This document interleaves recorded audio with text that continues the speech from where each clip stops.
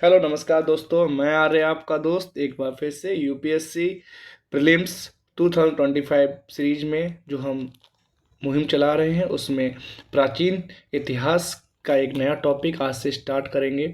ये topic continuation में ही है। हमने सबसे पहले टॉपिक जो अपना कवर किया हुआ है वो है प्रागैतिहासिक काल, उसके बाद सिंधु घाटी सभ्यता और उसके बाद हमने वैदिक सभ्यता को कवर किया था। वैदिक सभ्यता के दो चरण थे, एक ऋग्वैदिक काल था और उसके बाद का उत्तर वैदिक काल था। उत्तर वैदिक काल के बाद जैसे जैसे जनसंख्या बढ़ी, समृद्धि बढ़ी, लोहे का ज्ञान हुआ, जंगल कटे, कृषि उन्नत अवस्था में पहुंची, नई नई टेक्नोलॉजी डेवलप हुई, वैसे वैसे जनसंख्या और राज्यों में समृद्धि आना स्टार्ट हुआ। उससे क्या हुआ, बड़े बड़े राज्यों का उदय होता है और ऐसे ही 16 महाजनपदों का भारतवर्ष में जिक्र है, भारतवर्ष के इतिहास में जिक्र है। ये 16 महाजनपद उस समय बहुत ही महत्वपूर्ण महाजनपद थे और इन 16 महाजनपदों का जिक्र एक बौद्ध ग्रंथ है अगुत्तर निकाय, उसमें दिया गया है। ठीक है, तो मैं आज ये टॉपिक स्टार्ट कर रहा हूँ। इसका जो टाइम पीरियड है नियर अबाउट 600 बीसी है, 600 ईसा पूर्व का टाइम है। और इसके बाद आप देखेंगे किस प्रकार से नए विचार, नए लोग और नए धर्म उत्पन्न होंगे। और जो यूपीएससी के लिए सबसे महत्वपूर्ण एरिया होता है वो जगह है बौद्ध धर्म और फिर उसके बाद जैन धर्म। तो आज हम उसके एक तरीके से फाउंडेशन कवर करेंगे कि 600 ईसा पूर्व के दौरान इस देश में क्या घट रहा था। ठीक है, किस तरीके से चीज़ें बदल रही थी, कौन कौन नई चीज़ें आ रही थी और इनकी सामाजिक, political, so and economic and religious culture में या उनकी एक्टिविटीज़ में क्या अंतर आ रहा था, हमें ये चीज़ देखनी होगी। ठीक है, तो स्टार्ट करते हैं। Let's begin today topic that is 600 BC के बाद का भारत। तो ये चैप्टर है 5th क्लास का, एनसीईआरटी 6th क्लास के एनसीईआरटी से लिया गया है। ओके, तो राज्य, राजा और एक प्राचीन गणराज्य। ठीक है, मैं लाइन बाय लाइन ही पढ़ूंगा आपके लिए, क्योंकि यूपीएससी में जब प्रीलिम्स में क्वेश्चन पूछे जाते हैं कभी कभी बिटवीन द लाइन या एकदम लाइन ही आ जाती है एनसीईआरटी की, तो हमें बहुत ही केयरफुली इसको पढ़ना पड़ेगा। मैं आपको समझाते हुए चलूंगा पूरी चीज़ें। तो कहते हैं कि कुछ लोग शासक कैसे बने। तो हमने पहले ही आपको बताया था कि ऋग्वैदिक काल में कबीलाई सिस्टम होता था। जो सबसे शक्तिशाली था, सबसे काबिल था, उस कबीले का वो सरदार होता था। सरदार का पद वंशानुगत नहीं था। बाद में उत्तर वैदिक काल में ये पद कैसे हो गया, वंशानुगत हो गया। मतलब राजा, राजा का बेटा ही राजा बनता था उस टाइम पे, उससे पहले काल में नहीं था। अब कुछ लोग शासक कैसे बने, उसी कहानी को यहाँ लिखा है उन्होंने। लगभग 50 वर्षों में हमने अपने शासकों को एक तरीके से चुना था। वो तरीका क्या था, इलेक्शन का। आज हम अपने प्रधानमंत्री को, अपने मुख्यमंत्री को कैसे चुनते हैं, एक चुनावी प्रक्रिया द्वारा। ये चुनावी प्रक्रिया लोकतांत्रिक गणराज्य की स्थापना करती है। ठीक है, लेकिन बहुत साल पहले शासक कैसे होते होंगे ये आपने सोचा, तो वो कैसे होते, शक्ति के बल पर होते थे। और एक बार उनके पास सत्ता आ गई तो उनकी आने वाली अगली पीढ़ियां भी अपने आप राजा बन जाती थी। ठीक है, तो वो राजतंत्र था। तो लोकतंत्र और राजतंत्र में यही है। लोकतंत्र में जो राजा है या देश का प्रमुख है, शासक है, उसको जनता द्वारा चुना जाता है। और जो राजतंत्र होता है उसमें जो शासक है वो जनता द्वारा नहीं, राजा का पुत्र ही राजा बनता है, उसमें वंशानुगत होता है। तो कहते हैं कि जैसे हमने देखा था कि अब समय के साथ कुछ राजा क्या जन यानी लोगों द्वारा भी चुने जाते थे, तो कुछ गणतंत्र भी थे उस टाइम पर। जैसे हम जो बौद्ध धर्म के संस्थापक हैं गौतम बुद्ध जी, उनका एक शाक्य गढ़ था। ठीक है, शाक्य, तो वो एक गणतंत्र ही था। ठीक, वहाँ पे फैसले लोगों द्वारा किए जाते थे, है ना। तो राजा संभवतः जन यानी लोगों द्वारा चुने जाते थे एक समय। परंतु 300 साल पहले राजा बनने की इस प्रक्रिया में कुछ चेंजेस होना स्टार्ट हुआ। जो मैं बता रहा हूँ उत्तर वैदिक काल से स्टार्ट हो गया था कि कुछ लोग बड़े बड़े यज्ञों का आयोजन कर राजा के रूप में प्रतिष्ठित हो गए। तो कुछ लोगों ने क्या किया कि भाई वो बड़े बड़े यज्ञ किए उन्होंने, तो अपनी महिमा को वर्णित किया और कहा कि जो भी हमसे युद्ध करेगा, ठीक है, तो उसको पराजित हो जाना पड़ेगा, उसका एरिया भी हम कैप्चर कर लेंगे, ठीक है। और जो लोग हमारे सामने नतमस्तक हो जाएंगे, सरेंडर कर देंगे, ठीक है, वो उनका एरिया हमारे अधीन हो जाएगा और वो लोग हमारे अंडर काम करने लगेंगे। तो ऐसे ही कुछ लोगों ने बड़े बड़े यज्ञों का आयोजन किया। तो ये दौर था यज्ञों का। तो इसमें सबसे महत्वपूर्ण एक यज्ञ था अश्वमेध यज्ञ। अश्वमेध यज्ञ में क्या करते हैं ये लोग, एक घोड़े को छोड़ देते हैं, घोड़े को छोड़ देते हैं। घोड़ा जिस जिस टेरिटरी में जाता है, तो उस टेरिटरी का जो मालिक होता है, जो सरदार होता है, या तो उस राजा के साथ युद्ध करे या फिर अपने आप को उसके साथ समर्पण कर दे, उसके अधीन हो जाए, ठीक है। इस प्रकार से बड़े बड़े यज्ञों के आयोजन कर राजा के रूप में अपने आप को प्रतिष्ठित किया। उनमें सबसे महत्वपूर्ण था अश्वमेध यज्ञ। अब अश्वमेध यज्ञ का ऐसा आयोजन था, जिसे मैंने आपको बताया कि घोड़े को राजा द्वारा लोगों की देखरेख में स्वतंत्र विचरण के लिए छोड़ दिया जाता था। वही सब कुछ लिखा है उन्होंने। घोड़े को किसी दूसरे राजा ने रोका, या वहां अश्वमेध यज्ञ करने वाले राजा से लड़ाई करनी पड़ती थी। अगर उन्हें घोड़े को जाने दिया तो उसका यह मतलब हो गया उन्होंने उसकी अधीनता स्वीकार कर ली, और वो राजा उनसे ज़्यादा शक्तिशाली है जिसने घोड़ा स्वतंत्र छोड़ा है। इसके बाद राजाओं को यज्ञ में आमंत्रित किया जाता था। तो बड़े राजा, जो शक्तिशाली राजा जिसने अश्वमेध यज्ञ किया था, उसके लिए क्या लेके आते, तो उपहार लेके आते थे, ठीक है। उनके सम्मान में कुछ चीज़ें लेके आते थे। और ये यज्ञ जो करते थे, वो कौन लोग करते थे, पुरोहित लोग। तो इस समय पुरोहित लोगों की समाज में बहुत प्रतिष्ठा हो गई थी, ठीक है। तो अश्वमेध यज्ञ करने वाला राजा बहुत शक्तिशाली माना जाता था, और समय के साथ और शक्तिशाली हो गया।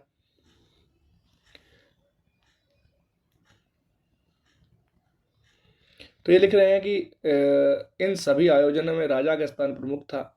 राज सिंहासन बाघ के खाल के एक विशेष आसन में बैठाया जाता था। युद्ध क्षेत्र में राजा का सारथी ही उसका सहचर होता था।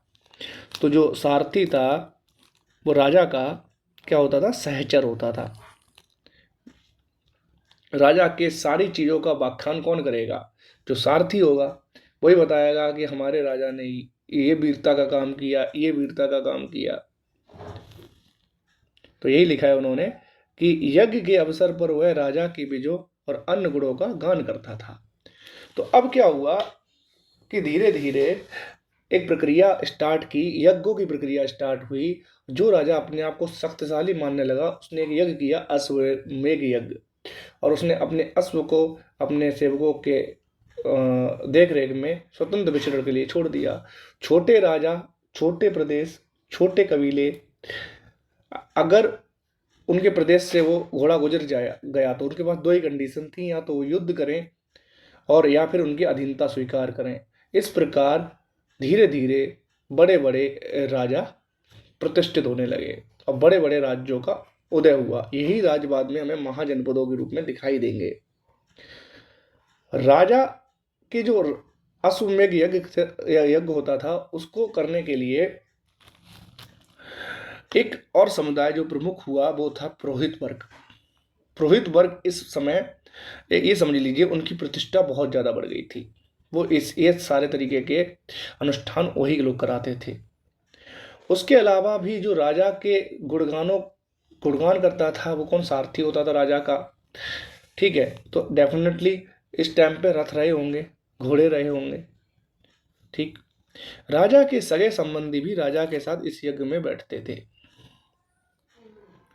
और बाकी जितने राजा आते थे वो इस सारी प्रक्रिया को बस देखते थे। राजा के ऊपर पुरोहित पवित्र जल छिड़कता था और ऐसा प्रतीत करता था कि ईश्वर जो है का जो रूप है वो पृथ्वी पर राजा है।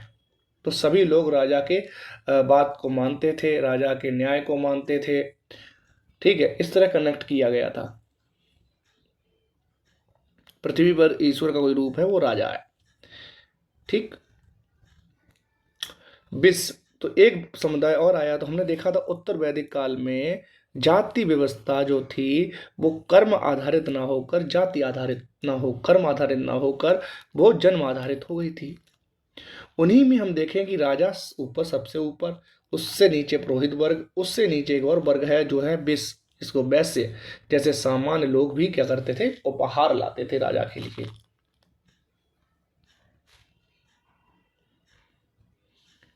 तो यहाँ पे इन्होंने लिखा है कि उन लोगों को राजा जो था वो क्या मानता था, शूद्र मानता था, और कई अनुष्ठानों में उनको शामिल भी नहीं करता था। ठीक है। उनसे नीचे के जो वर्ग थे, जो सेवा का कार थे और जो तीनों वर्गों की सेवा करते थे, उनको शूद्र माना जाता था। ओके। तो यहाँ पे स्पष्ट तौर पर तो आप देखिएगा, इसमें एक पूरा ये दिया हुआ है, पैरा सा दिया हुआ है। ये पैरा आप लोग यहाँ पे देख सकते हैं। इसको क्या दिया हुआ है, वर्ण व्यवस्था के बारे में दोस्तों। तो वर्ण व्यवस्था में देखिए कि ऋग्वैदिक काल में जब गंगा यमुना के क्षेत्र में कई ग्रंथों की रचना हुई थी उत्तर भारत में, तो सबसे पहले जो वेद लिखा गया था वो था ऋग्वेद। ऋग्वेद के 10वें मंडल जो सबसे आखिरी में, पहला और 10वां मंडल सबसे आखिरी में जुड़ता है, तो 10वें मंडल में पुरुष सूक्त की रचना होती है, जिसमें एक वर्ण व्यवस्था के बारे में बताया जाता है, जो आगे चलकर उत्तर वैदिक काल में जन्म आधारित हो गई थी। ठीक है।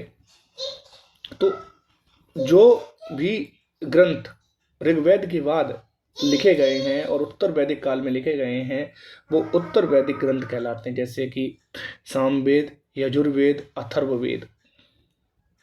ठीक है। ये सभी कैसे, कौन से वेद कहलाते हैं, उत्तर वैदिक। इन सब में पुरोहितों द्वारा रचित इन ग्रंथों में अनुष्ठानों के बारे में, समाज के नियमों के बारे में और विभिन्न प्रकार की जो अनुष्ठानिक संपादन प्रक्रियाएं हैं, विधियां हैं, उनके बारे में जिक्र किया गया है।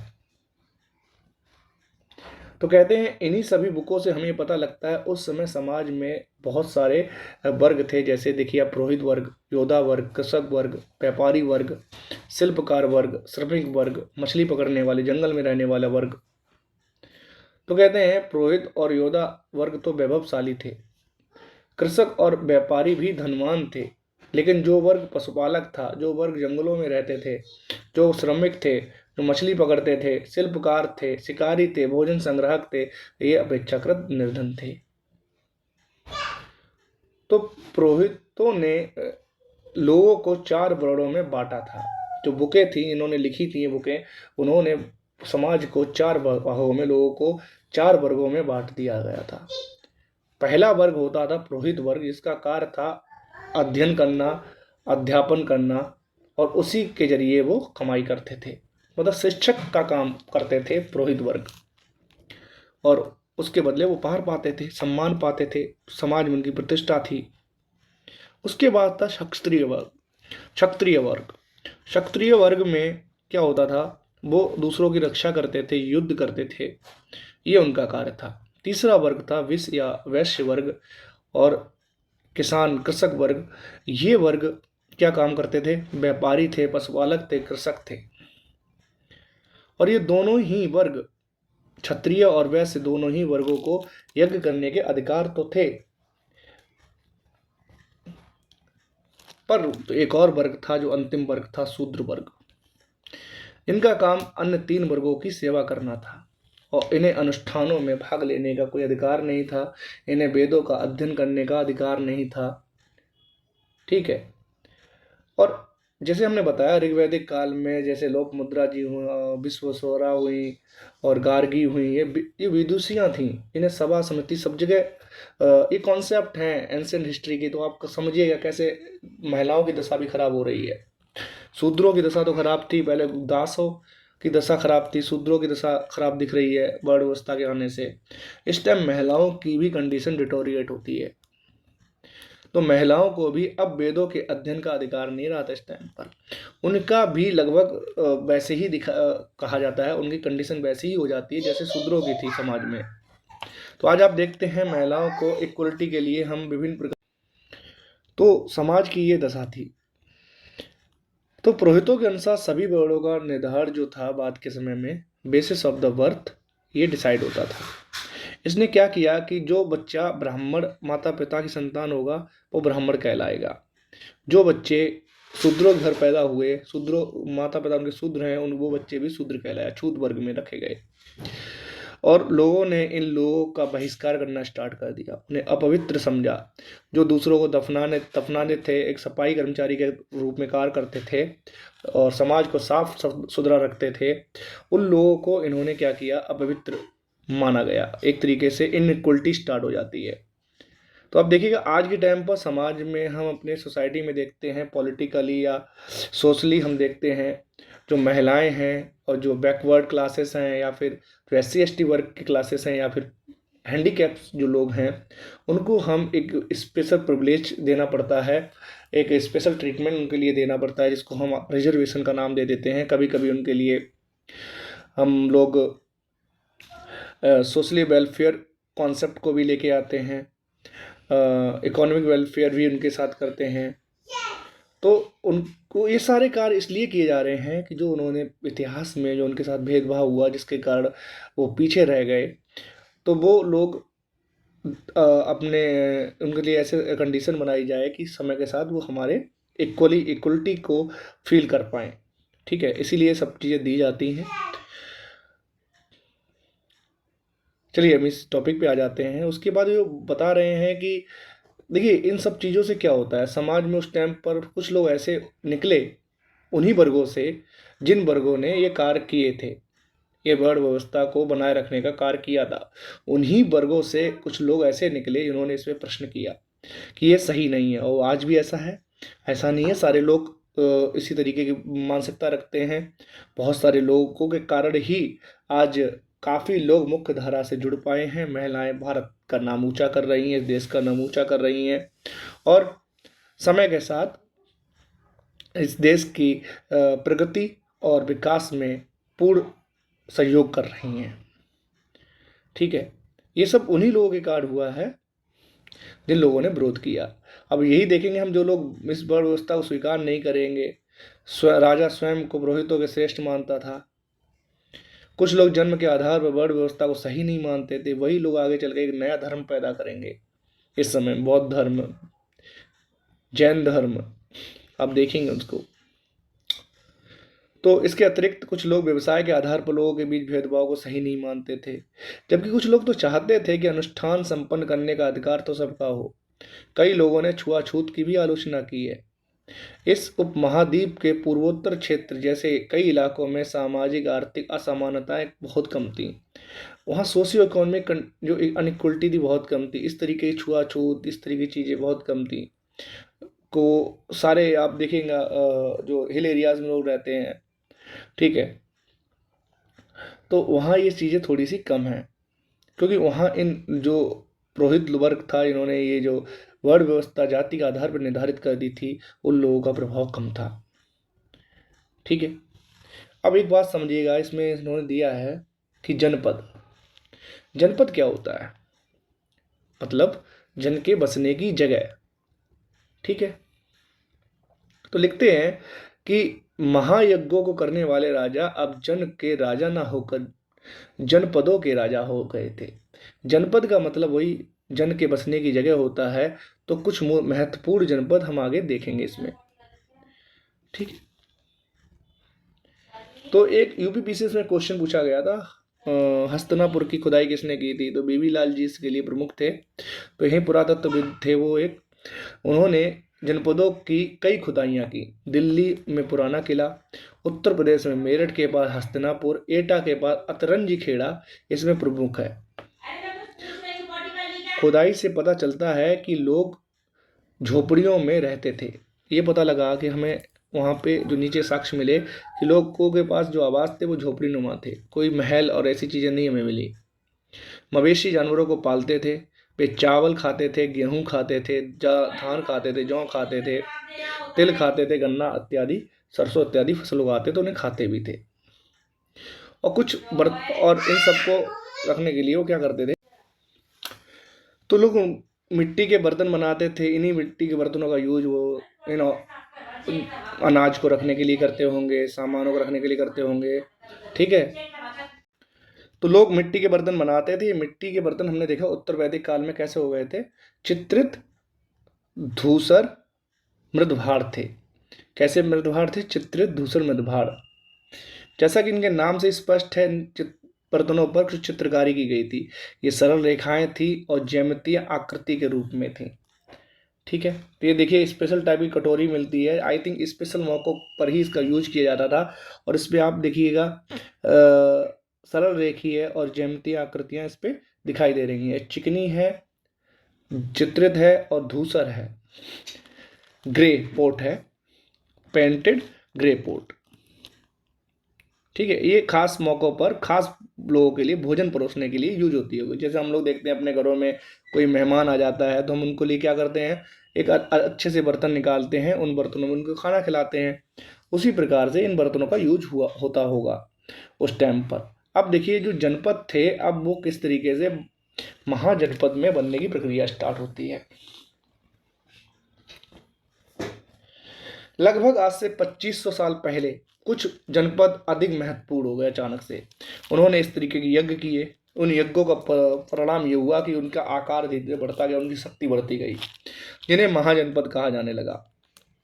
चित्र को मैं आपको जूम आउट करके दिखाऊंगा अभी कि इन चित्रों में कुछ महाजनपदों को दिखाया गया है और अधिकतर महाजनपदों की एक राजधानी जरूर होती थी। कई राजधानियों में किलेबंदी की गई थी। किलेबंदी करने का कारण ये था कि एक तो कोई भी दूसरा शत्रु राजा आसानी से उस किले को भेद ना पाए, और दूसरा रीजन ये था, किलेबंदी करने का रीजन ये था कि उसके अंदर रहने वाले लोगों पर राजा का नियंत्रण बेहतर हो। और तीसरा रीजन ये था, कोई व्यक्ति राहगीर वहाँ से निकलेगा तो उस किले को देखकर, उस किलेबंदी को देखकर उस राज्य की समृद्धि का आकलन करेगा। तो ये कुछ चीज़ें थी, शक्ति, समृद्धि और सुरक्षा। ये तीन चीज़ों को ध्यान में रखकर इस तरीके की बड़े बड़े किले और उनकी किलेबंदी की जाती थी। ये किले लकड़ी, ईंट, पत्थर की ऊंची दीवारों से बनाए जाते थे। ठीक है, तो ऐसा लगता है कि लोगों ने अन्य राजाओं के आक्रमण से डरकर अपनी ऐसी सुरक्षा की थी। साथ ही साथ अपनी समृद्धि को, अपनी शक्ति प्रदर्शन को भी वो दिखाना चाहते थे। ठीक है, ओके, तो आप ये बात समझ गए। उन्होंने विशाल, ऊंची और प्रभावशाली ये किलेबंदी और महल क्यों बनाए थे? उनके पीछे रीजन यही था। एक तो आक्रमण से सुरक्षा हो जा रही थी, दूसरा समृद्धि और अपनी शक्ति का प्रदर्शन हो जा रहा था, और तीसरा रीजन जो मैं आपको बता रहा हूँ, आई थिंक यहाँ नहीं लिखा है, कि जो भी लोग उसमें नीचे दिया है, किले के अंदर रहने वाले लोगों के उस क्षेत्र में आसान नियंत्रण हो जाएगा कि एक तुम्हारी टेरिटरी है, टेरिटरी के लोग अंदर जो आ रहा है जा रहा है उसका आप आसानी से मैनेजमेंट कर सकते हैं ऐसे लोगों का। अब आप देखिए यहाँ पे हम महत्वपूर्ण जनपदों को हम देखते हैं, महत्वपूर्ण जनपद और महाजनपद। तो 16 महाजनपदों की हम बात जो कर रहे हैं उनमें देखिएगा।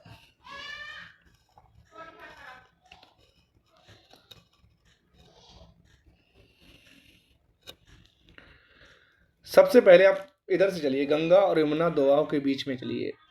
कुरु, हस्तिनापुर, पांचाल, कौशल, कौशाम्बी, मगध, वैशाली, जो बज्जी और अंग जो हैं ये सभी कैसे थे? गणतंत्र थे। बज्जी, अंग, अवंती, उज्जैन। उज्जैन, अवंती की राजधानी क्या थी? उज्जैन। ठीक है, हस्तिनापुर, पांचाल, कुरु, तक्षशिला, गंधार जो था, गंधार, तक्षशिला, मगध, वैशाली, वाजी, अंग, ये जो एरिया है ना, ये यहाँ पर आप ये देखिए, गंगा किनारे किनारे वाले हिस्से में बहुत सारे महाजनपदों का उदय होता है। और एक नर्मदा नदी, और ये जो एरिया है हमारा उज्जैन का एरिया, यहाँ पर भी जो महाकाल की नगरी है उज्जैन, आप जाइएगा वहाँ पे बहुत अच्छा सा एक कॉरिडोर भी बनाया गया है, तो ज़रूर उसको देख के आइएगा आप लोग। मैं एक बार गया था तो बहुत ही शानदार कॉरिडोर बनाया हुआ है। ठीक है, अब यहाँ पर आप एक जगह देखेंगे, वो मथुरा आएगा और ऊपर देखो तक्षशिला, ये बहुत ही महत्वपूर्ण थे। इधर नॉर्थ से साउथ जाने के लिए उज्जैन एक महत्वपूर्ण जगह बनेगी। ये सभी नदियों के किनारे किनारे बनाए गए थे जिससे कि ट्रांसपोर्टेशन आसान हो। ठीक है, चीज़ों को एक स्थान से दूसरे स्थान तक ले जाना आसान हो। मगध एक नदी थी, सोन नदी, उसके पास में था, तो ये बहुत समृद्ध होता है इस नदी के कारण, वो चीज़ हम देखेंगे। ठीक है। जो हमारे गौतम बुद्ध जी हैं और महावीर जी हैं वो इस एरिया से बिलोंग करते थे। वैशाली वाजियंग जो एरिया है ये पश्चिम बंगाल और झारखंड और बिहार और नेपाल से टच करता हुआ एरिया, ये जो एरिया है यहाँ से बड़े बड़े प्रबुद्ध लोग निकले। तो इस मैप को आप समझ जाएं, देख लीजिए इस तरीके से है। अब आगे चलते हैं, हम लोग पढ़ते हैं इसको, ठीक है। तो कहते हैं कि वही मैंने आपको बताया नियंत्रण रखने वाली बात, कि इस तरह की विशाल दीवारें बनाने की व्यापक योजना की आवश्यकता पड़ी होगी, बहुत लोगों की जरूरत पड़ी होगी, ठीक है, संसाधनों की जरूरत पड़ी होगी। तो अब एक परिवर्तन हुआ था कि अब राजा अब नियमित सेना रखने लगा था। पहले ऐसी कोई नियमित सेना नहीं थी। तो नियमित सेना रखने लगोगे तो आपको सेना को खिलाने के लिए अनाज भी चाहिए। उनको या तो पैसा दोगे या अनाज दोगे, कुछ तो दोगे उनको। तो सिपाहियों को एक नियमित वेतन देने कर पूरे साल रखा जाता था। और ये जो वेतन था ये कुछ आहत सिक्के वो सिक्के होते थे पंचमार्क सिक्के, ठीक है, उनको दिए जाते थे, जिसका अध्ययन हम आगे पढ़ेंगे, ठीक है। तो यहाँ पे देखिए हमारे प्राचीन साक्ष्य हमें देखने को मिल जाते हैं। ऐसा ही एक साक्ष्य है कौशाम्बी जिला जो कि इलाहाबाद के पास है। वहाँ पर उत्तर प्रदेश एक ईंट की दीवार का अवशेष मिला है जो आज से 2500 साल पुराना है। तो उसके अवशेष यहाँ चित्र में दिखाए गए हैं। अब कर कैसे आता था? जो सेना और पूरे राज्य को चलाना है, संसाधनों की जरूरत है हमें, तो सेना को रखने के लिए, बड़े बड़े किले बनाने के लिए, तो राजा को संसाधनों की जरूरत पड़ रही थी। अब वो संसाधन कैसे? कर के रूप में आते थे। तो कर भी दो तरीके से वो उस टाइम प्राप्त करते थे। एक तो जो खेती बाड़ी से जो भी चीज़ें प्राप्त हुई उससे उन्होंने कर ले लिया, ठीक है। और दूसरा तरीका ये था जो जंगलों में लोग रहते थे वो जंगलों से उनके लिए संसाधन ले आते थे, जैसे कि जंगली से शहद ले आए या इमारती लकड़ी ले आए या महत्वपूर्ण जो भी संसाधन थे, जड़ी बूटियां ले आए, ये सब राजा तक पहुंचाते थे जंगल में रहने वाले लोग। उसके अलावा भी जो शिल्पकार थे वो राजा के लिए शिल्प वाला काम कर देते थे। और जो उन पे के अधीन राज्य थे वो उनके लिए नियमित उपहार लेके आते थे। तो पहले उपहारों पर निर्धारित थे। अब राजा क्या करना स्टार्ट किया, जब महाजनपद स्टार्ट हो गया तो नियमित कर लेने लगे। केवल वो उपहार ही नहीं लेते थे, तो नियमित कर। तो देखिए यहाँ पे लिखा है, बहुत ही अच्छा है, फसलों पर लगाए गए कर सबसे महत्वपूर्ण है क्योंकि अधिकांश लोग अभी कृषि से जुड़े हुए थे, कृषि और की खेती कर रहे थे। तो उपज का 1/6 भाग, 1/6 भाग वो ले लेते थे। कितना हो गया? 1/6 भाग को अगर हम देखेंगे 16% के अराउंड में, 16% के अराउंड में राजा अपने पास, और इसको क्या नाम बोलते थे? भाग। तो मैंने उस टाइम भी आपको बताया था भाग। कारीगरों के ऊपर भी कर लगाया जाता था, श्रम के रूप में वो इसको चुकाते थे। बुनकर, लोहार, सुनार जो भी लोग होते थे राजा के पास किसी एक दिन जाते थे और बेगारी में उनके लिए शिल्प वाला ये सारे काम करते थे बिना किसी धन के। पशुपालक, जानवरों को रखने वाले लोग दूध के रूप में, मांस के रूप में, खाल के रूप में उनको उपहार देते थे। व्यापारी सामान को खरीदने फरोखने में जो भी उनको लाभ होता था उसके रूप में उनको कर देते थे। आखेटक और कुशल संग्राहक जो जंगलों में रहते थे, जंगलों से मिली वस्तुओं को राजा को देते थे। इसमें हो सकता है शहद है, किसी जानवर की खाल है, किसी जानवर का मांस है, कीमती लकड़ियां हैं, जड़ी बूटियां हैं, ये सभी राजा तक पहुंचाते थे वो लोग। अब कृषि में कुछ परिवर्तन हुए थे। अब कृषि में ये परिवर्तन का रीजन क्या था? जैसे हमने सिंधु घाटी सभ्यता में समझा था कि उन्होंने सिंचाई के तरीके निकाले थे, नलकूप मतलब कुएं बनाए थे, उन्होंने नहरें बनाई थी, उन्होंने बैल का यूज किया था, उन्होंने हल का यूज किया था। तो उन्होंने इस तरीके की प्रौद्योगिकी पैदा की थी जिससे उनकी कृषि उन्नत अवस्था में पहुंच गई थी। तो इस टाइम भी कुछ ऐसा हुआ था कि कृषि में परिवर्तन हुआ, और कृषि में परिवर्तन मानव के लिए जो उसको संसाधन चाहिए वो उसको मिले, इससे मानव सभ्यता समृद्ध हुई, उसकी जनसंख्या बढ़ी और उसका विकास हुआ। तो वही हम यहाँ समझने की कोशिश करते हैं। इस युग में कृषि के क्षेत्र में दो बड़े परिवर्तन आए थे।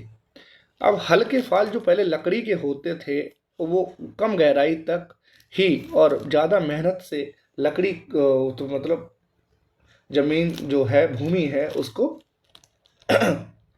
जोत पाते थे। अब लोहे का ज्ञान होने से एक चीज में परिवर्तन हुआ था कि जो फलक थे वो लोहे के बनने लगे और कठोर से कठोर और वैसी गहराई तक जमीन को खोदा उन्होंने, जिससे उपज में अचानक से तीव्र वृद्धि होने लगी। एक तो ये तरीका बना। दूसरा, उन्होंने एक नया तरीका निकाला। जो धान चावल उगाते थे, चावल को डायरेक्ट फेंक के जो उगाने की परंपरा थी, उसको ना करके धान को रोपड़ वाले कॉन्सेप्ट जो आज भी चल रहा है। पहले एक जल वाले एरिया में धान को हम बोते हैं, फिर उसकी जब फसल छोटी पैदा हो जाती है फिर उसको रोपा जाता है। ये एक कॉन्सेप्ट लेके आए, ठीक है। तो इससे ज़्यादा पैदावार होने लगी और कमर तोड़ परिश्रम तो करते ही थे। यह काम ज़्यादातर दास दासी, भूमिहीन, खेतीहर मजदूर, कर्मकार, इसको कम्मकार जो होते थे, खेतीहर मजदूर जो होते थे, भूमिहीन खेतीहर मजदूर, जिसे कम्मकार बोलते हैं, वो लोग करते थे। तो लोहे के प्रयोग ने उपज में अचानक से समृद्धि, मतलब एकदम से वृद्धि कर दी। तो आप आज भी देखते हैं बिहार में, आप कभी जाइएगा बिहार में, तो वहाँ के जो लेबर क्लास है वो माइग्रेट हो गई है पंजाब और ऐसे जगह पर, उत्तर प्रदेश के, पश्चिमी उत्तर प्रदेश की, जहाँ पर कृषि, वहाँ के लोग कृषि के कार्य नहीं कर रहे हैं इस तरीके के। कौन कर रहे हैं पंजाब में? जो बिहार उत्तर प्रदेश के जो गरीब तबका है, जो भूमिहीन तबका है, जो मतलब इसके पैसे नहीं है, वो लोग इस तरीके के काम कर रहे हैं, ठीक है। जॉब के दौरान जब मैं वहाँ पे गया था, एक बार मेरी पोस्टिंग रही है बिहार में, तो मैंने इस चीज़ों को देखा है कि कैसे लोग कृषि करते हैं, गरीब लोग कर रहे हैं, वो ज़्यादातर इसी एरिया से बिलोंग करते हैं। उनके पास ना तो भूमि है, ना ही ज़्यादा पैसा है, ठीक है। तो पहले भी ऐसा ही होता था, वही चीज़ लिखी है यहाँ पे, तो कुछ ज़्यादा बदली नहीं है आप देखेंगे तो। अब आप देखिएगा, एक हम सूक्ष्म परीक्षण हम अभी तक करते हैं, उसी तरीके से एक और परीक्षण कर लेते हैं मगध का। मगध 16 महाजनपदों में सबसे सर्वशक्तिशाली था। मगध को मैंने ढूंढा, ये बिहार में है, सोन नदी के तट पर बसा हुआ है, जिसके कारण ये सोन नदी के पास जो जंगल अंगल एरिया वाला था, उस जंगल के साथ साथ यहाँ पे उपजाऊ भूमि भी थी। तो उपजाऊ भूमि में तो इन्होंने कृषि उन्नत अवस्था में हुई। उसके अलावा जंगलों से इनको हाथी मिल गए, जंगलों से इन्हें बहुत सारी चीज़ें मिली और सोन नदी से ट्रांसपोर्टेशन भी आसान हो गया। एक उपजाऊ भूमि मिली, जंगल से तमाम तरीके के इन्हें संसाधन मिले, जिससे ये जमीन, ये मगध की भूमि बहुत समृद्ध हुई। यातायात, जल वितरण और जमीन उपजाऊ करने के लिए महत्वपूर्ण थी। साथ ही जंगलों से इन्हें, जंगल में रहने वाले हाथी पकड़े, इससे इनकी विशाल सेना का निर्माण हुआ, ठीक है, और ये सेना में काम करने लगे। इसका ये इफेक्ट ये आया कि इन्होंने बड़ी सी बड़ी सेनाओं को भी पराजित कर दिया। जब आप चंद्रगुप्त मौर्य के बारे में देखेंगे, तो जब सिकंदर महान भारत की तरफ बढ़ रहा होता है, तो उसके सैनिक ब्यास नदी के पास आकर ये कहते हैं कि हमने सुन रखा है कि जो चंद्रगुप्त मौर्य है उसके पास हजारों हाथियों की सेना है। तो उससे वो भयभीत भी होते हैं। थकान तो उनके साथ थी और इस चीज से इनको बहुत फायदा भी होता है। साथ ही साथ रथ बनाने के लिए, घर बनाने के लिए इनको जो आसानी से लकड़ी उपलब्ध थी। लोहे की अयस्क की खदानें हम देखते हैं आज हमारे जो, अगर हम ज्योग्राफी में जाएंगे और देखेंगे कि आयरन हमारा ज़्यादातर कहाँ डिपॉजिट है, तो यही है सिंह भूमि, पटना, मगध, बस्तर,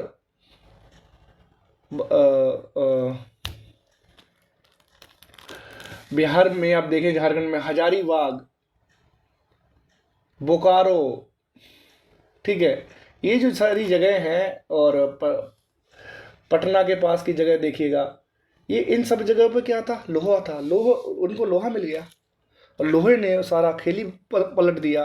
मजबूत तलवारें बनाई उन्होंने खेती में प्रयुक्त होने वाले औजारों का निर्माण किया। हल्का फलक उन्होंने उसका बनाया, उससे कटाई करने वाले औजार बनाए, जिससे कि उनका एकदम से मगध की समृद्धि हो गई। ये सब रीजन थे।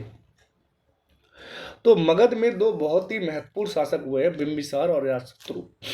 बिंबिसार जो था वो हर्यक वंश का था, संस्थापक है बिंबिसार। और उसका पुत्र है जिसने बिंबिसार की हत्या करके राजगद्दी संभाली थी, अजातशत्रु।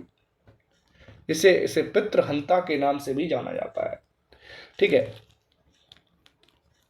देखिए मैं आप लोगों को जो भी मेरे को एडिशनल नॉलेज रहती है मैं आपको कनेक्ट इसके साथ कर देता हूँ। ठीक है, जैसे मैं आपको ये एनसीईआरटी पढ़ा रहा हूँ, एक कहानी की तरह पढ़ा रहा हूँ। ठीक है, तो महत्वपूर्ण यही है कि एनसीईआरटी पढ़ते समय आप बिल्कुल भी स्ट्रेस मत लीजिएगा, आप इसको बिल्कुल कहानी की तरह पढ़िए, जिससे कि चीज़ें आपको धीरे धीरे रिकॉल होने लगेंगी। रिकॉल ऐसे होने लगेंगी जब आप एक दूसरे से कनेक्ट करने लगेंगे, जब आपको अचानक से ध्यान आएगा कि भाई मगध का हमने जिक्र पहले भी किया है, जब हमने पहले चैप्टर पढ़े थे तो वहाँ भी मगध के बारे में बताया गया था थोड़ा सा, कि मगध बहुत सर्व शक्तिशाली महाजनपद था।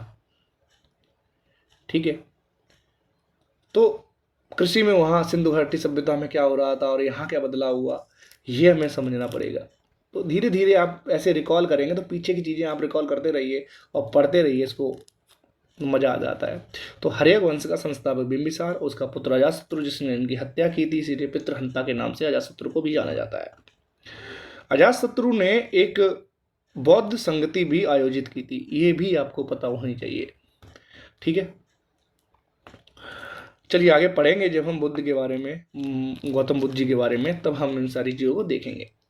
तो बिंबिसार अजातशत्रु के बाद जो अगला शासक आता है वो है नंद वंश, और नंद वंश के संस्थापक महापदम नंद थे। ठीक है, महत्वपूर्ण एक शासक हुए। उसके बाद जो लास्ट शासक था घनानंद थे।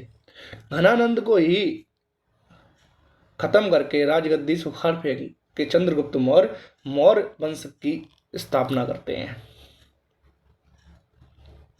तो उनके टाइम में नियंत्रण का क्षेत्र उत्तर नॉर्थ वेस्ट तक फैल गया। बिहार में राजगृह, आज का आधुनिक राजगीर, कई सालों तक मगध की राजधानी रहा था।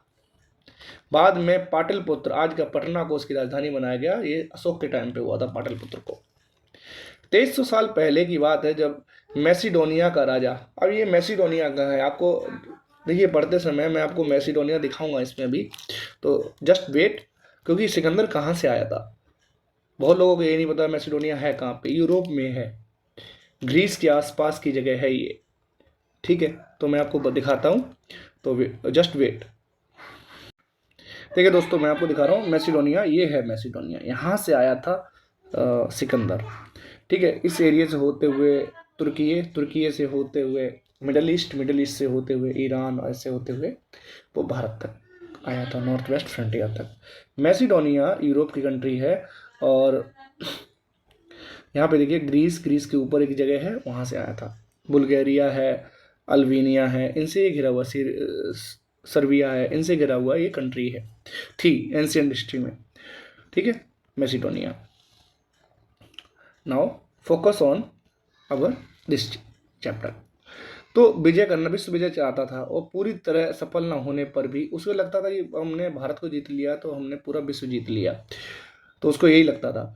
वह मिस्र और पश्चिमी एशिया के कुछ राज्यों को जीतता हुआ भारतीय उपमहाद्वीप के ब्यास नदी के किनारे पहुंचा। जब उसने मगध की ओर कूच करना चाहा तो उसके सिपाहियों ने इनकार कर दिया। अब क्वेश्चन क्या बनाते हैं भाई, पीसीएस वाले बना देते हैं कि कौन सी नदी थी जिस पर सिकंदर के सैनिकों ने मना कर दिया था आगे बढ़ने से, वो थी ब्यास नदी। क्वेश्चन बनता है। ठीक है, तो मैं आपको हिंट दे रहा हूँ, जब भी आप पढ़िएगा किसी भी चीज़ को तो आपको जब ये समझ में आ जाएगा कि यूपीएससी के पीवाईक्यू का लेवल क्या है, वो कैसे फॉर्मेशन करता है क्वेश्चंस को, तो आप जो भी पैरा पढ़ते हैं, अगर उस आपको लगता है यहाँ से यूपीएससी इस तरह क्वेश्चन बना सकता है, आपको एक क्वेश्चन बनाइए और तुरंत उस क्वेश्चन को बनाने के बाद उत्तर सर्च करिए कि क्या आप उस उत्तर को बता पा रहे हैं, तो उस पैरे में होगा। तो इसी तरीके से हमने पढ़ा कि भाई सिकंदर कहाँ से आया था, मैसिडोनिया से आया था, और कई राज्यों को, जो देशों को जीतता हुआ वो नॉर्थ वेस्ट में ब्यास नदी पर पहुंचा। तो कौन सी नदी है जहां पर जाकर पहुंचा और वहां पर उसके सैनिकों ने ये आगे बढ़ने से मना कर दिया, वो नदी है ब्यास। ऐसे ही बना लीजिए क्वेश्चन। तो आपको क्या होगा, रिकॉल पावर आपकी बढ़ेगी, आपकी रिटेंशन बढ़ जाएगी चीज़ों को याद रखने की। ठीक है। वे इस बात से भयभीत थे कि भारत के शासकों के पास पैदल, रथ और हाथियों की बड़ी सेना, जो मैंने आपको पहले बताया था कि मगध में क्या क्या चीज़ें थी, उनके पास रथ थे क्योंकि वो लकड़ी थी, उनके पास हाथी थे क्योंकि वो जंगल थे, और ये सब किस कारण हो रहा था, एक नदी के कारण। वो नदी कौन सी, सोन। इसीलिए सोन नदी का प्राचीन टाइम पर, उस टाइम पर मगध के पॉइंट ऑफ व्यू से बहुत महत्व था। ठीक है, तो नदियों का महत्व बहुत रहा है प्राचीन टाइम में। अब एक और जगह की हमने जो आपको बताया था कि नेपाल और झारखंड और बिहार को टच करते हुए एक जगह है बाजी। ठीक है, एक बाजी एक गढ़ है, ये क्या है, संघ है। तो यहाँ पर गणतंत्र था, जनता द्वारा अपना शासक चुना जाता था, लोग मिलकर फैसला करते थे, एक कम्युनिटी, एक सभा फैसला करती थी, सभी गढ़ के जन आते थे और वो मिलकर कोई भी चीज़ पे सभा पर फैसला करते थे। इसी बारे में गौतम बुद्ध जी चीज़ कहेंगे तो आप देखिएगा किस तरीके से, कि जैसा कि तुमने पढ़ा है, मगध एक शक्तिशाली राज्य बन गया था, उसके नज़दीक एक राज्य था बाजी, जो कि गणतंत्र था। ठीक है, इसकी राजधानी वैशाली थी, वैशाली बिहार, जहाँ एक अलग किस्म की शासन व्यवस्था थी जो आज के टाइम में हमें दिखाई देती है। मतलब वो रूप नहीं है, वो एंशियंट रूप नहीं है, लेकिन एंशियंट में जो जिसकी पृष्ठभूमि जो है, जो आज हम गणतंत्र हैं, वो किस में दिखाई देती है, बाजीगढ़ राज्य में, संघ में। गढ़ या संघ में कई शासक होते थे, जैसे भारत में कई राज्य हैं, कई राज्यों के सीएम हैं, और एक केंद्रीय लेवल पर प्रधानमंत्री हैं। ठीक है, तो सभी लोग एक साथ शासन करते थे, जिसमें प्रत्येक व्यक्ति राजा कहलाता था, यहाँ सीएम कहलाते हैं। ये सभी राजा विभिन्न अनुष्ठानों में एक साथ आते थे, जब भी कोई प्रॉब्लम आती है सभी एक साथ मिलते हैं और फिर देश हित में कोई डिसीजन लेते हैं। सभाओं में बैठकर ये बातचीत, बहस और वाद विवाद के जरिए तय करते हैं करना क्या है। और इसी तरह आप देखो, पार्लियामेंट हमारी है, तो देश भर से जो कॉन्स्टिट्यूंसी से एमपीज आते हैं, वो वहाँ पर बैठकर एक सरकार का निर्माण करते हैं, सरकार में कैबिनेट होती है, और कोई जो बड़ा मुद्दा होता है जो देश के पॉइंट ऑफ व्यू से लिया जाता है, वो सभी मिलकर वो वहाँ पे कोई नियम कायदे बनाते हैं, नियम कानून बनाते हैं। उसी तरह हमारा संविधान भी बना है। ठीक है, तय करते हैं। इस तरह करना, शत्रुओं के साथ आक्रमण से निपटने के भी मिलकर चर्चाएं करते हैं। यहाँ देखिए, यहाँ भी एक चीज़ आप कॉमन रखिएगा, स्त्री हैं, दास हैं और भूमिहीन जो कर्मकार हैं, कर्मचारी हैं, ठीक है, कर्मकार, इन सभी का सभाओं में ये भाग नहीं लेते थे, इनका कोई लेना देना नहीं था। बुद्ध महावीर दोनों ही गढ़ या संघ से ही संबंधित थे और क्षत्रिय थे, दोनों क्षत्रिय वर्ग से थे। तो मैंने कहा कि उन्हीं वर्गों से लोग निकल के आए जिन वर्गों ने ये जाति व्यवस्था बनाई थी, उन्होंने ही विरोध करना स्टार्ट किया। तो बौद्ध साहित्य में संघ का जीवन बहुत ही सजीव वर्णन हमें यहाँ पे दिखता है।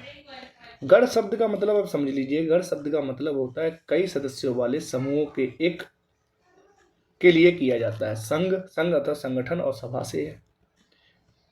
अब देखिएगा, बाजी संघ का वर्णन एक निकाय में मिलता है, वो है दीघ निकाय। दीघ निकाय बौद्ध ग्रंथ का, अब ये क्वेश्चन यूपीएससी बना सकता है, दीघ निकाय किससे संबंधित है और इसमें क्या मिलता है। इसमें बाजी संघ का वर्णन मिलता है और ये बौद्ध धर्म का प्रमुख ग्रंथ है। इसमें बुद्ध के कई व्याख्यान दिए गए हैं जो करीब करीब 2300 वर्ष पुराने हैं। इसी में एक हम संवाद देखते हैं जो अजातशत्रु और बाजी संघ को लेकर है। अजातशत्रु क्या करता है, अपने एक मंत्री भास्कर को क्या कहता है, बुद्ध के पास एक सलाह लेने के लिए भेजता है कि वो चाहता था बाजी संघ पर आक्रमण करना।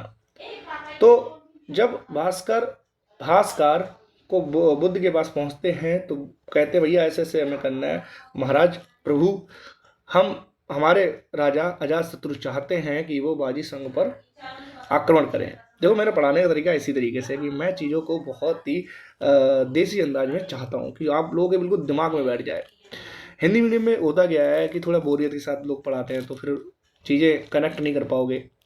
ठीक है, तो मेरा वही है कि एनसीईआरटी पढ़ते समय बिल्कुल लोड नहीं लेना है। लोड लिया तो ये किताब ऐसे लगेगी कि यूपीएससी में भाई एनसीईआरटी में ही सारा टाइम आपका ख़राब हो जाना है, आपको कुछ याद भी नहीं रहने वाला। फिर कहानियाँ बनाते हुए पढ़ोगे तो कहानियों के रूप में क्या होता है, हमारे सब कॉन्शियस माइंड में चीज़ें धीरे धीरे बैठने लगती हैं, तो हमें चीज़ें याद होने लगती हैं। चीज़ें याद हो जाएंगी तो बार बार जब हम दोबारा से पढ़ेंगे तो ऐसा लगेगा कि हमारे लिए बहुत आसान है ये चीज़ें। अब दीघ निकाय आई थिंक आप लोग भूलेंगे ही नहीं, क्योंकि मैंने अब वर्णन कर दिया कि अजातशत्रु ने बाजी संग और आक्रमण करना चाहा था, तो उन्होंने अपने एक मंत्री भास्कर को गौतम बुद्ध जी के पास भेज दिया। जब गौतम बुद्ध जी ने उससे पूछा भाई क्यों आए हो, क्या कर रहे हो, तो उन्होंने कहा कि एक जवाब दो भास्कर जी, कि क्या बाजी संघ आज भी नियमित सभाएं कर रहा है? क्या उनकी जितने भी संघ हैं, संघ में जितने भी गढ़ हैं, उनके सभी राजा आकर मिलकर कोई फैसला कर रहे हैं? अगर वो सब ये काम कर रहे हैं, पारंपरिक नियमों का पालन कर रहे हैं, बड़ों का सम्मान कर रहे हैं, समर्थन कर रहे हैं, बातों पर ध्यान दे रहे हैं, तो तब तक बाजी संघ को कोई भी राजा हरा नहीं सकता। जिन्होंने महिलाओं के साथ जो जबरदस्ती नहीं की है, उन्हें बंधक नहीं बनाया है, शहरों और गांवों में चैत्य कौन जगह होती थी जहां पर प्रार्थना कर सकें, पूजा ध्यान कर सकें, और विभिन्न धर्मों के जो संत थे उनका सम्मान कर रहे हैं, उनके आने जाने पर कोई रोक नहीं है, कोई धार्मिक कट्टरता नहीं है, तब तक कोई भी उस संघ को हरा नहीं सकता। और ये बात बिल्कुल उनकी सत्य निकली। इसके बावजूद अन्य उनका राज्य लगभग 150 सालों तक चला। जो गौतम बुद्ध जी ने बोला था वो बात चली, क्योंकि उसी तरीके से जो बुद्ध जी ने बोले थे वो चीज पालन करते रहे। बाद में गुप्त काल के टाइम पर कहीं जाकर गढ़ और संघ पर विजय प्राप्त की थी गुप्त शासकों ने, वो हम आखिरी के चैप्टरों में पढ़ेंगे। तो अभी हमने आपको दिखाया था कि एटलस में यूनान, ग्रीस जो है, एथेंस, जहाँ के जो मस्कुलर बॉडी वाले, आपने 300 मूवी देखी है, 300 मूवी में आप देखेंगे एथेंस के लोग हैं, अपोलो वहाँ के राजा हैं, वो हैं देवता हैं, ठीक है, वो कितने मस्कुलर बॉडी है, उनके 6 पैक्स हैं, और पूरा मूवी में आप देखेंगे कुछ चंद एथेंसियन जो हैं वो किस प्रकार से दूसरे बड़ी सेना का सामना करते हैं। बड़ी अच्छी मूवी, आप लोग देखिएगा 300 मूवी। तो कहते हैं कि 2500 साल पहले एथेंस के लोगों ने एक शासन व्यवस्था स्टार्ट की थी। वो शासन व्यवस्था थी प्रजातंत्र, जिसे गणतंत्र कहते हैं। तो गणतंत्र के ऊपर जब कभी कुछ लिखने को आ जाए, कोई निबंध लिखने को आ जाए, कोई लेख लिखने को आ जाए, तो आई थिंक आप एथेंस से दे सकते हो। एंशियंट टाइम में जो स्टार्टिंग होती है ये गणतंत्र की कॉन्सेप्ट की, वो वहीं से एथेंस से ही है। वहीं से ये राज्य व्यवस्था, शासन व्यवस्था की एक पद्धति निकल के आती है। ये व्यवस्था 200 साल तक चली और 30 वर्ष से अधिक आयु और उससे ऊपर के पुरुष पूर्ण नागरिक माने जाते थे, जो दास नहीं थे। और एक सभा थी जिसमें महत्वपूर्ण विषयों पर निर्णय लेने के लिए साल भर में कम से कम 40 बार बैठक बुलाई जाती थी। हमारे में आप देखो 3 सेशन होते हैं पार्लियामेंट में, विंटर सेशन, समर सेशन और एक इस तरह 3 बार बैठक होती है ना हमारे पार्लियामेंट में भी इस तरीके से। तो वहाँ भी 40 बार बुलाई जाती थी। इन सभा में सभी नागरिक भाग ले सकते थे।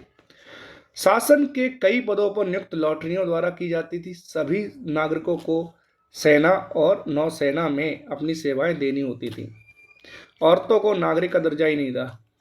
चलो भैया, एथेंस प्रजातंत्र था, गणतंत्र था, लेकिन अभी औरतों की वहाँ भी दशा अच्छी नहीं थी।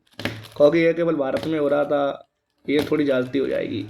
तो इतिहास में ये बताते हैं कि अन्य स्थानों पर भी जो कमजोर थे उनके साथ जाती हुई। औरतें मस्कुलर मतलब शारीरिक तौर पे वो कमज़ोर थी, तो उनके साथ भेदभाव हुआ इस चीज़ को लेके, ठीक है। उन्हें समान अधिकार नहीं मिले।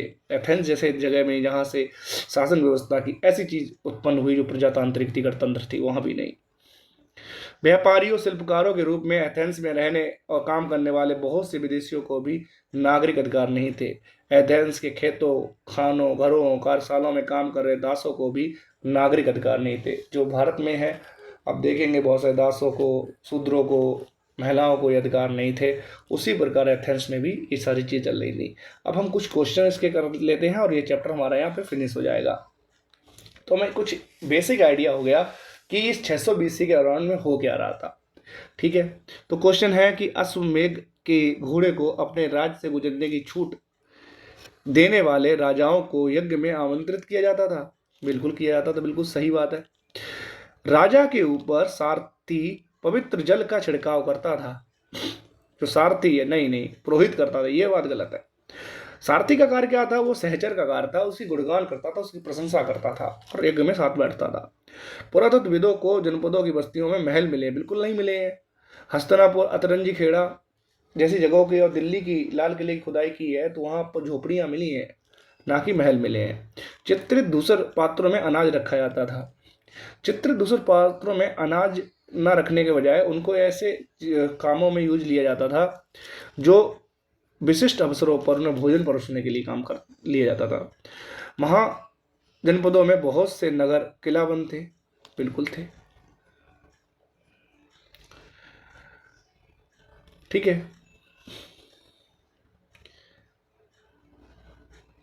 तो ये वाला हमारा यहाँ पे फिनिश होता है, ये पूरा concept. Thank you so much आज के लिए। अब हम कल से अगला चैप्टर जो आपको पहले ही बता दे रहे हैं जो हम लाएंगे, क्योंकि जब हम मूव करेंगे एडवांस लेवल पे तो वहाँ पर हम ट्राई करेंगे कि आपको एक क्रोनोलॉजी समझा दी जाए, किस प्रकार से जो महाजनपद बने वो महाजनपद कौन कौन से थे, उनसे जुड़े हुए राजा कौन थे, वो मैं आपको बताऊंगा पक्का, क्योंकि एडवांस में आपको ये चीज़ें आपको कनेक्ट करनी होंगी। तो आई थिंक इसको मैं कवर करूँगा। तमिलनाडु बोर्ड की एक एनसीईआरटी, तमिलनाडु बोर्ड की बुक्स हैं, उनमें बेहतर तरीके से ये सारी चीज़ें दी हैं, तो मैं वहाँ से इसको एडवांस लेवल पे कवर कर दूंगा आपको के लिए। ठीक है, उसके बाद जो अगला टॉपिक हमारे पास आएगा, जब हम मौर्य काल को पढ़ रहे होंगे तो उसी कालखंड में एक धर्म उत्पन्न होता है देश में, वो था बौद्ध धर्म। नहीं मतलब 600 बीसी के अराउंड में, मौर्य काल में नहीं, 600 बीसी के अराउंड में अजातशत्रु और इनसे के टाइम से पहले ही एक धर्म उत्पन्न होता है जो गौतम बुद्ध जी उसके संस्थापक हैं, उसके बारे में पढ़ेंगे। ठीक है, बुद्ध की कहानी पढ़ेंगे, बुद्ध धर्म के बारे में पढ़ेंगे, सारा चीज़ें यहाँ दी हैं। तो इससे पहले मैं आपको क्रोनोलॉजिकल पढ़ाऊंगा, तो आप लोग सब कनेक्ट रहिएगा ये चैप्टर, उसके बाद हम कवर करेंगे, फिर हम 12th क्लास के जो चैप्टर हैं उनको कवर करेंगे। Thank you so much. Okay, ऐसे लगे रहिए और अपनी पढ़ाई को एंजॉय करिए और मेरे इस चैनल को सब्सक्राइब करिए। Thank you.